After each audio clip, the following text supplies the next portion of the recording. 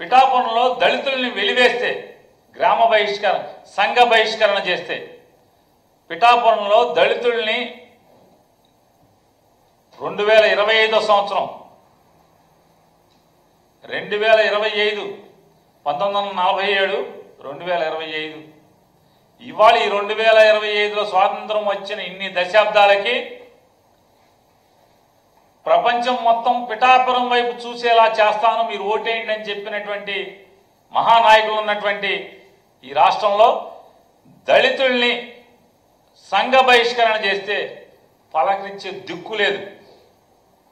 Home minister గారికి ఒక దళితురాలైనటువంటి home minister గారికి సంఘ అంటే నా జాతికి లేదా నా తోటి సోదరుల్ని సంఘ బహిష్కరణ చేయటం ఏంటి, ఈ రోజుల్లో కూడా ఈ స్థితులు ఉన్నాయా అని పరిగెత్తాల్సింది పోయి అడ్రస్ కూడా లేదు, పలకరించినోడు లేడు, ఎమ్మెల్యే పలకరించలేదు, ఎంపీ పలకరించలేదు. ఈ రాష్ట్రానికి సంబంధించిన హోం మంత్రి లేదా సాంఘిక సంక్షేమ మంత్రి దళితులు సామాజిక వెనుకబాటు కలిగిన వారి యొక్క సంక్షేమాన్ని ఆలనా పాలన చూస్తానని రాజ్యాంగం మీద ప్రమాణం చేసినటువంటి మంత్రి పదవి పొందినోడు ఎవరు? కానీ ఆ హోంమంత్రి గారికి వీరయ్య చౌదరి అనే ఒక తెలుగుదేశం కార్యకర్తని బ్యాంకీ వ్యాపారంలో లావాదేవీలు తేడా వచ్చి చంపేస్తే అక్కడికి మాత్రం హుటాహుటిన ఆవిడ వెళ్ళిపోతారు, చంద్రబాబు నాయుడు గారు ముఖ్యమంత్రి గారు వెళ్ళిపోతారు.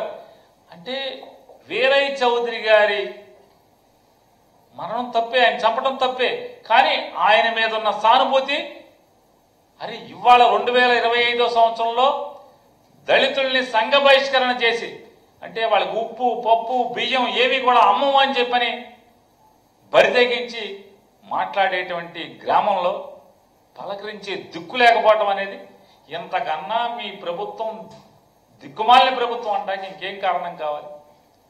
మీ ఆలోచన, మీ మనస్తత్వం, మీ పోకడలు డబ్బున్నోళ్ళని అగ్రవర్ణాలని తప్పితే సామాన్యుల్ని పేదల్ని వెనుకబాటుతనానికి అణచివేయబడుతున్న వాళ్ళని పలకరించే మనసు లేనటువంటి మీ ప్రభుత్వం ఏమనాలి?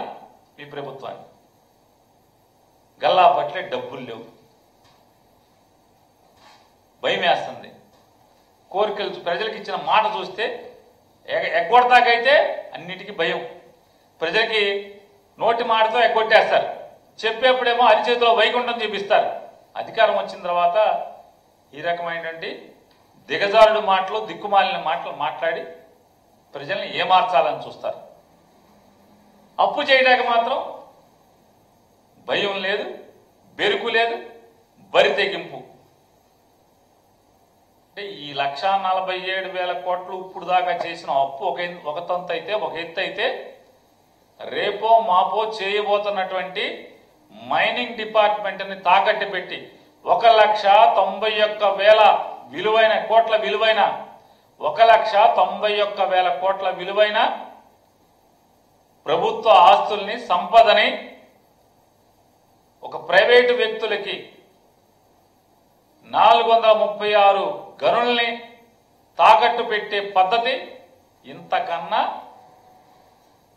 దగులుబాజీ పద్ధతి, ఇంతకన్నా రాజ్యాంగానికి వ్యతిరేకమైనటువంటి, రాజ్యాంగ విరుద్ధమైనటువంటి అప్పు చేసే పద్ధతి ఈ దేశంలో మొట్టమొదటిసారిగా వీళ్ళు కనుగొన్న స్థితి చూస్తే, ఎన్నికల ముందేమో ఆంధ్రప్రదేశ్ రాష్ట్రాన్ని దేశంలో మొదటి నెంబర్ 1గా నుంచోబెడతానని చెప్పినటువంటి డబ్బాలు కొట్టినటువంటి చంద్రబాబు నాయుడు గారు, పవన్ కళ్యాణ్ గారు ఇవాళ భారతదేశంలో ఆంధ్రప్రదేశ్ రాష్ట్రాన్ని అప్పుల కుప్పగా, అప్పుల్లో నెంబర్ 1గా నిలబెట్టేదానికి శరవేగంగా తీవ్రంగా వీళ్ళు ప్రయత్నాలని చేస్తున్న పనుల్ని తీవ్రంగా ఖండిస్తూ ఈ అప్పులు ఆపమని చెప్పని, ప్రజలకు ఇచ్చిన మాటల్ని నిలబెట్టుకోమని చెప్పని డిమాండ్ చేస్తున్నారు.